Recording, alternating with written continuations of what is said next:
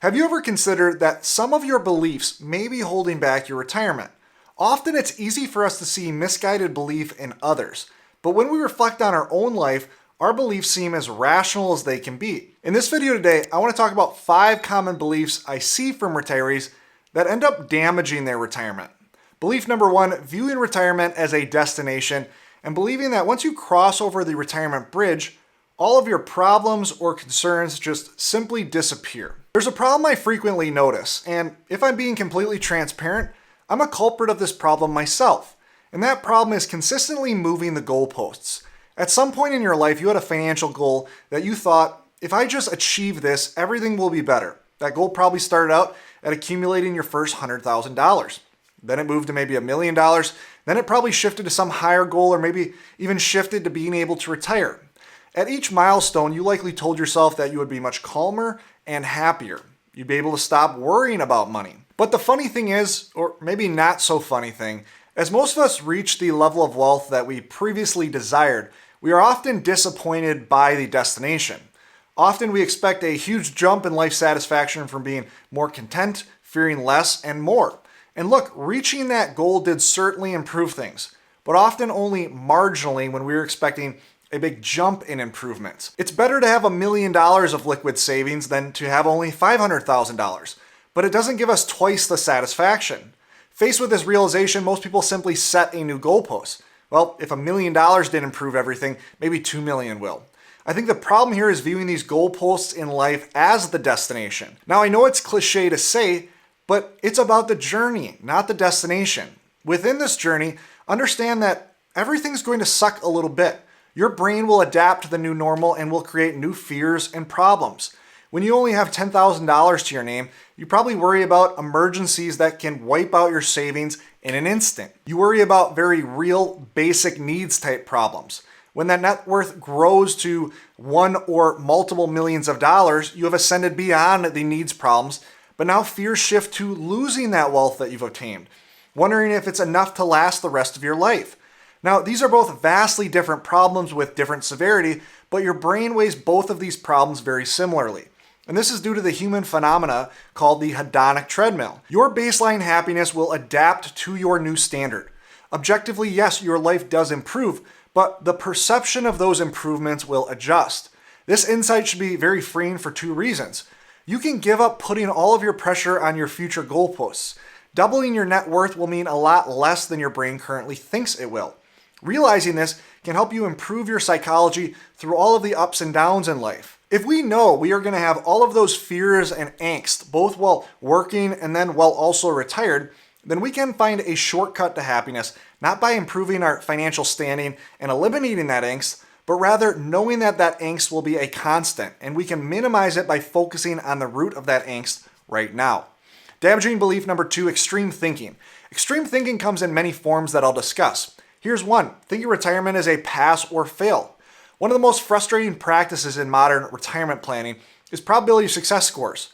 An advisor might tell you, we ran your plan over 1,000 simulations and found you have a 24% chance of failure. And you might think, oh my gosh, there is no chance of being able to retire anytime soon based on that score. But here's the thing, retirement is not a pass-fail event. It's not binary. So why would retirement planning focus on binary outcomes? What if your plan ran your life expectancy to 95 and 80% of those failures came in the last 3 years of your plan? Are those failures the same as running out of money 15 years before the end of your plan? Further, if we break down your goals more granularly, what if this is the outcome? Your probability of success is only 76% if we consider all the goals you have, like next generation gifting. But what if your essential living expenses are more or less guaranteed and you have a really high probability of reaching all of your discretionary expenses? Well, that's actually a great plan in this context. And context is extremely important in retirement planning. Here's another extreme thought I hear all too often. America is on the brink of collapse. Your retirement is in jeopardy. Sure, you might have enough money if you were retiring in the 1970s, but today is completely different. We're all doomed. And look, I'm not saying that America or the world doesn't have problems right now. I'm not saying I know exactly what the future holds. But as people and as a country, we've been incredibly resilient in the past, and there's no reason we'd expect that to change moving forward. Sure, we have problems today, but are those problems as severe as 2 world wars in a span of 50 years? Will our current problems lead to 26% unemployment rates like we saw during the Great Depression? Again, yes, we have risks and uncertainty today, but that's always been a constant. Extraordinary claims require extraordinary evidence. If you believe America is headed for a ton of turmoil, hold yourself to an incredibly high standard. Does the evidence of future collapse outweigh the massive evidence and history of human innovation triumphing? If not, then be careful about letting this fear change your retirement plan in any meaningful way. And even if you think things are going to be worse than history, keep in mind it might not change all that much. Here's a chart showing the worst 30-year retirement period historically. This was the year that the 4% rule was built around. Let's say you were 100% stocks starting in 1966. If you wanted your money to last 30 years, your safe withdrawal rate would have been 3.77%, and you would have basically bounced your last check. However, tiny adjustments can have a massive impact when we talk about compounding. If you would have adjusted your withdrawal rate down just 5%, your starting wealth would have been maintained through retirement. Adjust down 10%, and your wealth would have grown through retirement. So even if you are thinking extreme about America's future, the adjustment to your plan should likely be a lot smaller than you probably first think. Damaging belief number 3, and this one may be controversial, thinking you can do best by doing it all yourself. I firmly believe everyone should be using a trusted financial planner in retirement, and to me, it's crazy that this is controversial at all. Wealth management may be one of the areas in life where there is a confidence that one can do it all on their own and do just as well as an expert. Approximately 35% of people use a financial advisor. Interestingly enough, the more wealth that someone has, the more likely they are to use an advisor, which makes me wonder, is that correlation or causation? But in what other field do we see that the majority of people essentially believe that they can do just as well on their own? Now, let me be clear before going into this section. First, costs do matter, and all other things being equal, lower costs should be preferred when working with an advisor. I also think you shouldn't hire an advisor that is just a pure cost. As with everything in life, you shouldn't pay for things that don't give you a positive ROI. Number 3, I also don't believe you should just pay for investment advice. Planning is what matters most, especially in retirement. Number 4, I'm not saying that all financial advisors are created equal. As with every profession, there are god-awful advisors too. Don't use them. And then number 5, know that my view comes from a biased place. I own a financial planning firm, but I also see the massive impact that we make for families every day. This is not an advertisement for Safeguard. Use any competent and trusted planner, but use a financial planner. But here's one of the most common and destructive graphs that I see in retirement planning, and that's showing the long-term cost of an advisor. And look, the math is right. All things being equal, earning less than you otherwise could have will result in less money. Okay, that shouldn't be a surprise. But the straw man argument being used here is assuming that you would do just as well with or without an advisor. This is impossible. Look, I'm not saying that as an advisor I have some magical crystal ball or some proprietary solution, but that's not what I'm talking about here. I can only speak for myself and my team, but retirement planning is our passion. We spend a ton of time thinking about retirement both in financial and non-financial factors. We manage money for hundreds and have to navigate a wide breadth of situations and scenarios, thus giving us an added level of experience. We put a ton of time into this, but here's the thing, our time scales. When I read through a new tax planning law, I can then take the insights and then transfer that amongst hundreds of clients' portfolios or retirement plans. So let's say that you would need to put in a similar amount of time to get the same result. That seems like a fairly reasonable assumption. Well, is your time worth nothing? Part of what you pay an advisor for is delegation. I believe you have a lot better things to do with your time in retirement than read the latest convoluted tax bill. But if you manage your own money, you need to put in that time to get the same result. So unless you value your time at zero, there's already a massive misassumption in these graphs. Then further, there's a ton of data that shows that the average investor isn't even close to earning benchmark returns. For instance, the Dalbar study is calculated and run each year. Year after year, it's shown that the average equity investor underperforms the benchmark by a wide margin over time. I have never seen this study where the average investor is even within 2% of the benchmark. Now, most investors will look at this graph and go, well, that's not me. Yet, if pressed, most investors don't know their 5, 10, or 20-year performance. And this is just one tree in the forest of retirement planning. For many families, even if you owned the benchmark and all your advisor did was focus on the planning side, many advisors can surpass their fee in terms of the value they deliver to you. Now, there's a common argument I hear from DIYers for why they shouldn't hire an advisor, and that is no one cares more about your money than you do. Therefore, you should be the one managing your money. And I would agree, no one cares more about your situation than you. But no one cares more about your heart than you either. And yet, you would not perform open heart surgery assuming that you could. You wouldn't let a family member do that surgery either, even if they care more about your heart than the surgeon does. Caring isn't the only thing that matters. Competency is far more important. And in fact, the reason you care so much is a reason that you should be trusting a third party. That person's superpower is that they don't care as much and can clearly think without being too close to the situation. Money is one of the most, if not the most emotionally tied thing in a modern person's life. Don't believe me? Financial problems are one of the most common reasons for divorce.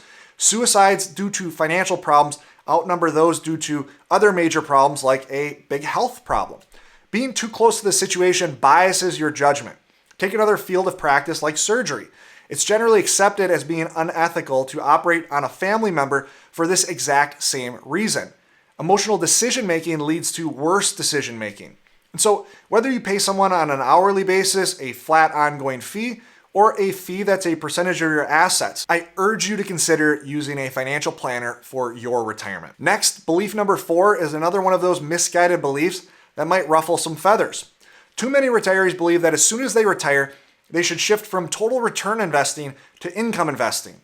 You need income in retirement, so that means you should be income investing, right? Wrong.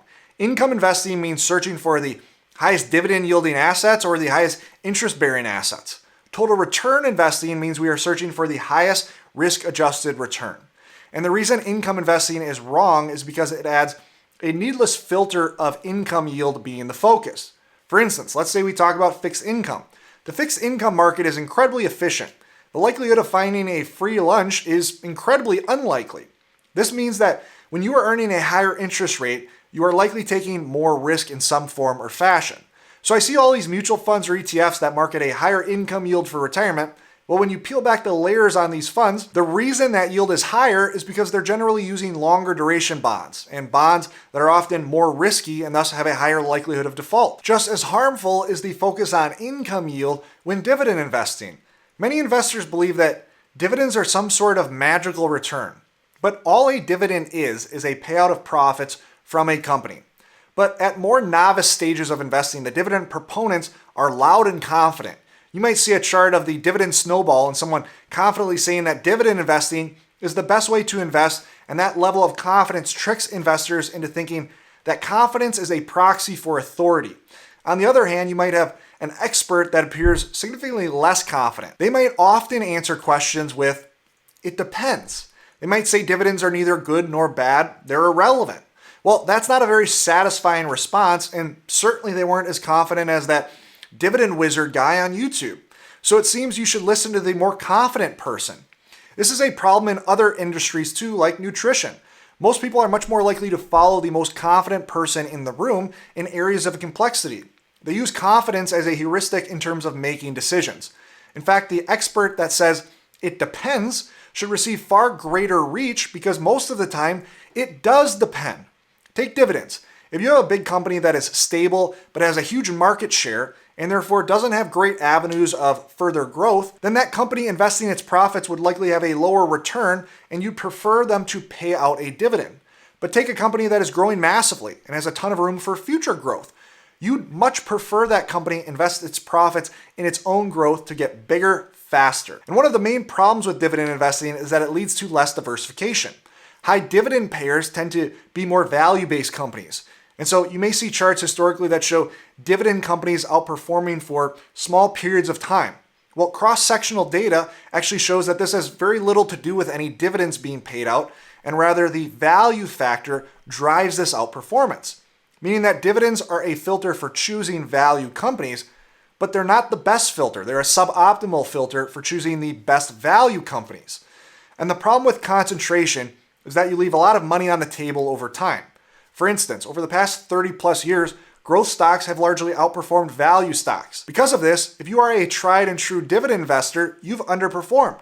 Non-dividend paying stocks have outperformed dividend payers in the large cap space. When looking at equity fund performance in Figure 2, lower dividend funds have outperformed higher dividend funds. Then in Figure 3, Morningstar did a similar study showing that quintiles of funds sorted by their dividend yield and show that the highest and lowest yielding funds both performed far worse than a diversified mix. And there is no reason one would expect this to change in the future. Now, I'm not saying you shouldn't own a stock that pays a dividend. I'm not saying that you should only own growth stocks. I'm saying dividends are largely a meaningless filter for making investment decisions, and your only focus in retirement investing should be on trying to obtain the highest risk-adjusted return. And then the final damaging belief is believing that retirement is simply a negative phase of your life, that people simply retire and waste away. And look, I understand where this belief comes from for some individuals. Most of us have seen family members or friends that retire and everything just seems to go downhill. They become sedentary individuals, both physically and mentally, and effectively just waste away. And it's incredibly sad to see. But someone else's experiences and choices mean nothing for your retirement. Retirement is a completely blank slate. It is the problem of the individual if they can't fill that clean slate with worthy and fulfilling activities. For the vast majority of people, I think work is a suboptimal hobby. I've said before that people get a lot more from work than just a paycheck. They get a sense of purpose, an identity, a community of coworkers, and more. But one of the main filters we use in choosing a job is financial compensation.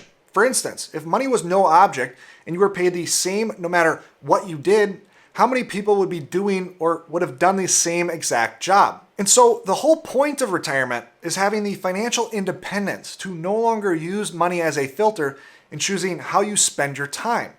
Every other thing you get from a job can be duplicated outside of that job, often in a more optimal way. For instance, you can create a better community outside of work than you had at work. Your community at work was largely not your decision. It was kind of a roll of the dice. Well, in retirement, you get to choose your community. Same with your sense of purpose. You might have had a job where you did great things and helped great causes. But are those causes the causes that truly speak to you? And look, I'm not saying work is bad. For some, their true passion may require them to keep working. If you're a nuclear engineer, it might be tough to do nuclear science in retirement. I'm just saying that work often forces a suboptimal path to the things that fulfill us the most. And so don't view retirement as a path towards a despairing life. View it as a blank slate where you, for the first time in your life, can make decisions based completely on what you want rather than other factors. Now, some of you might agree or disagree with some of the ideas in this video.